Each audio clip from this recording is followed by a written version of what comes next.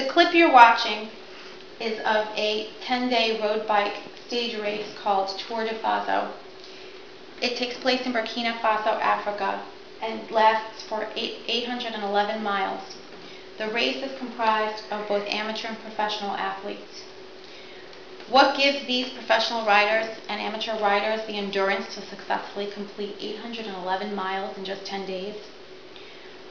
Proper nutrition, training, and hydration are the key. These are critical to success in long-distance cycling. Many sports and exercise activities dictate good hydration and nutrition. You may have heard that before with regard to running or snowboarding or any activities. However, with endurance or long-distance cycling, proper continued nutrition and hydration throughout the activity is critical for success. In the next few minutes of this presentation, I'm going to demonstrate the hydration and nutrition preparation needed for successful long-distance cycling, including how to pack the day of the race, how to ensure recovery after your successful ride. But first, I'd like to explain how I stumbled across this topic that I'm sharing with you today. I'm currently a student at Central Arizona College, and I'm pursuing a degree in nutrition. My training has helped me uncover how everyday choices I make in my diet affect my energy levels and my performance in leisure activities and competition.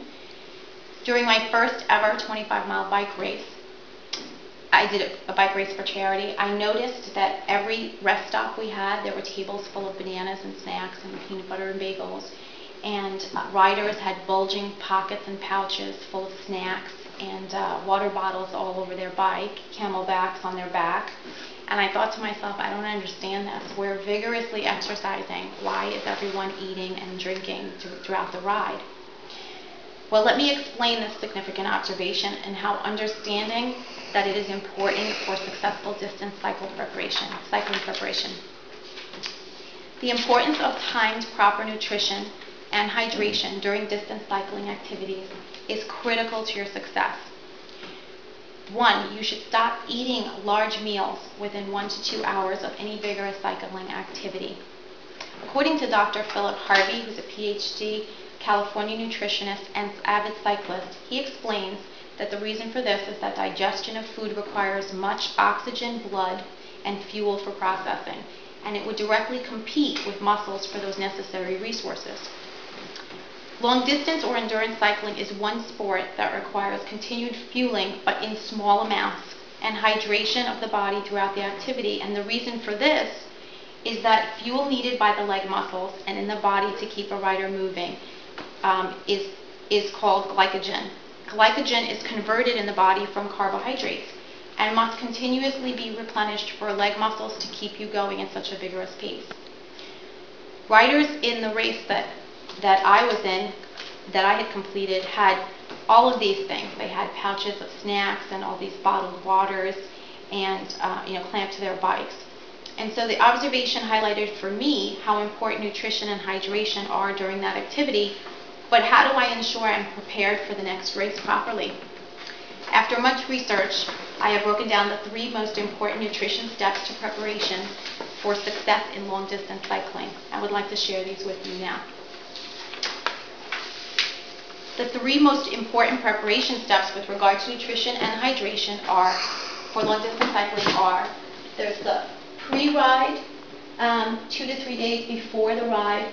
We've got the nutrition and hydration during the ride, and then we have the proper nutrition needed and hydration after the ride for optimum recovery.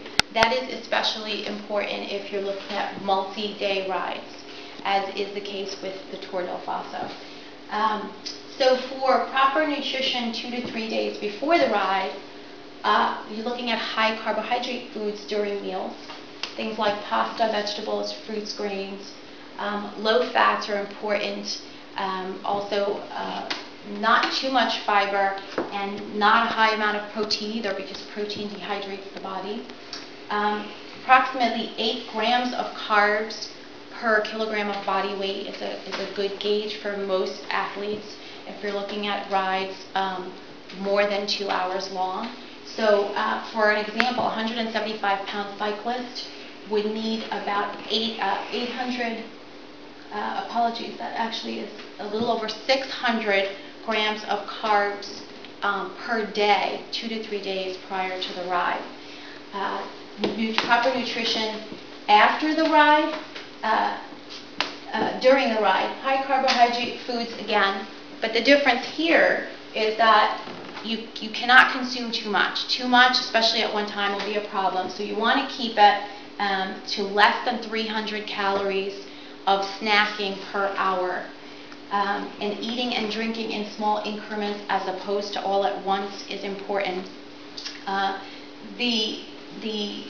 would translate into possibly sipping from your water bottle or your Camelback every 10 to 15 minutes, as opposed to waiting a half hour and 45 minutes to drink a lot of water all at once, or sports drink.